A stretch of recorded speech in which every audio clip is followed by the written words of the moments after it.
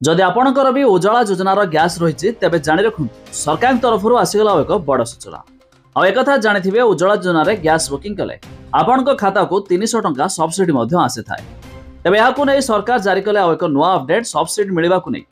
तेज आप जानी सब्सिडी प्रति वर्ष रिन्यू होता है अर्थात पुणी आपन को सब्सिडी मिल कि नहीं एने सरकार जारी कले एक बड़ घोषणा। जानिबा पूर्व वीडियो को लाइक करूँ सब्सक्राइब करना एवं सब्सक्राइब कर पाखर थिबा घंटी चिन्ह को दबाई दिंतु।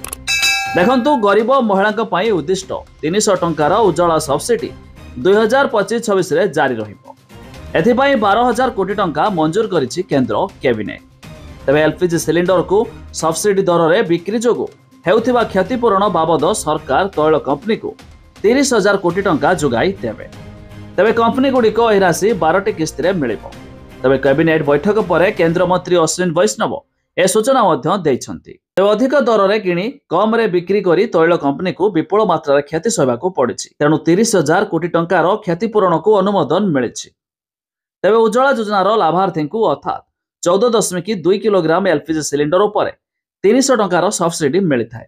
तेबे वर्ष रे 9टी सिलिंडर निया जाई पारिबो। तेबे प्रधानमंत्री उज्ज्वला योजना 2016 मे रे मध्य आरंभ होइथिला।